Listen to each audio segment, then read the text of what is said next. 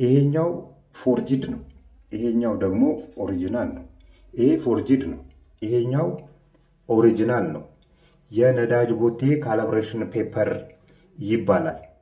የንግድና ቀጠናዊ ትስስር ሚኒስቴር ሀገራችን በየዓመቱ በነዳጅ ቅሸባ ምክንያት 5.6 ቢሊዮን ብር ታጣለች ይለናል ጥር 26 2018 ዓ.ም።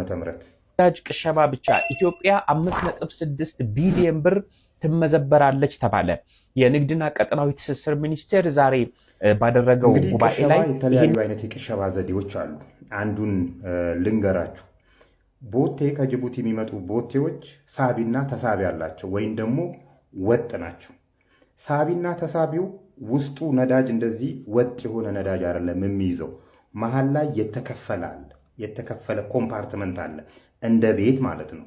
ስለዚህ እዚህ ጋር አፍ አለው፣ እዚህ ጋር አፍ አለው።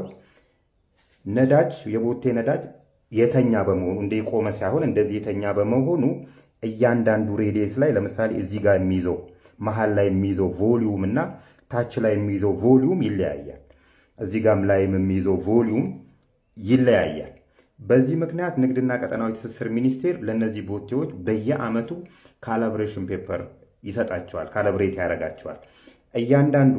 እያንዳንዱ ቦታ ላይ በስቲክ ሜትር ይለካና ለምሳሌ ከ2 ሴንቲሜትር እስከ 3 ሴንቲሜትር ይሆን ያህል አማውንት ያህል 50 ሊሆን ይችላል፣ 60 ሊሆን ይችላል እንዲሆን አድርጎ ትክክለኛውን ቮሊዩም እንዲያገኝ አድርጎ ካሊብሬሽን ፔፐር ይሰጣቸዋል ለነዚህ ቦቴዎች ማለት ነው። በየዓመቱ ነው የሚሰጣቸው።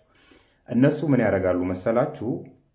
እንግዲህ ሳቢና ተሳቢ እያንዳንዱ ኮምፓርትመንት አለው ብያችኋለሁ።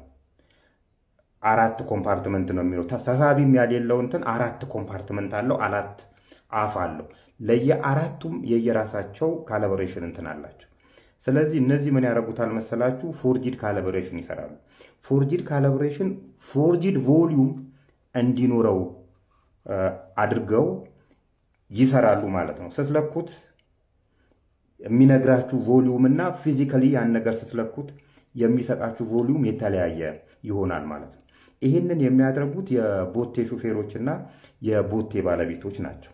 እነዚህ እንግዲህ ከጅቡቲ ጀምረህ እስከ ዱከም ድረስ ያሉ መስመሮች እንደዚህ አይነት ቅሸባ ቦታዎች ናቸው። በእርግጥ ከዚህ በፊት ይህንን ነገር እንዴት እንደሚቀሸብ ነግሬያችሁ ነበረ። ብዙ ሹፌሮች እንትን ብለዋል፣ አኮርፈዋል። በኢትዮጵያ ውስጥ በዚህ ታይም ፍዳውን እየበላ ያለ እንደ ሹፌር የለም ብዬ አምናለሁ። ነገር ግን ይህን ፍዳ ስለበላችሁ እንደዚህ አይነት የቅሸባ ስራ መስራታችሁ ህጋዊ ነው እንድላችሁ ግን አታስገድዱኝ።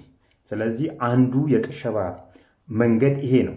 ለምሳሌ ያህል ይሄኛው ፎርጂድ ካሊብሬሽን ፔፐር ነው፣ ይሄኛው ኦሪጂናል ነው፣ ይሄኛው ፎርጂድ ነው፣ ይሄኛው ኦሪጂናል ነው። እንደዚህ አይነት የቅሸባ አይነቶች አሉ። ራሱ ንግድና ቀጠናዊ ትስስር ሚኒስቴር ይህንን መከላከል ይችላል። መከላከል የሚችለው በሲስተም ነው። እያንዳንዱ ነዳጅ አስመጪዎች የእያንዳንዱን ቦቴ ካሊብሬሽን ፔፐር ሲስተም ላይ ማስገባት ከተቻለ በቀላሉ እነዚህ ሰዎች ፎርጂድ ካሊብሬሽን እንዳያሰሩ ማድረግ ይቻላል። ሌላው የዲስፔንሰሮች አሉ፣ በየቦታው የሚቀዳባቸው ነዳጅ የሚቀዳባቸው ዲስፔንሰሮች። ረዘመብኝ እንጂ ስለሱ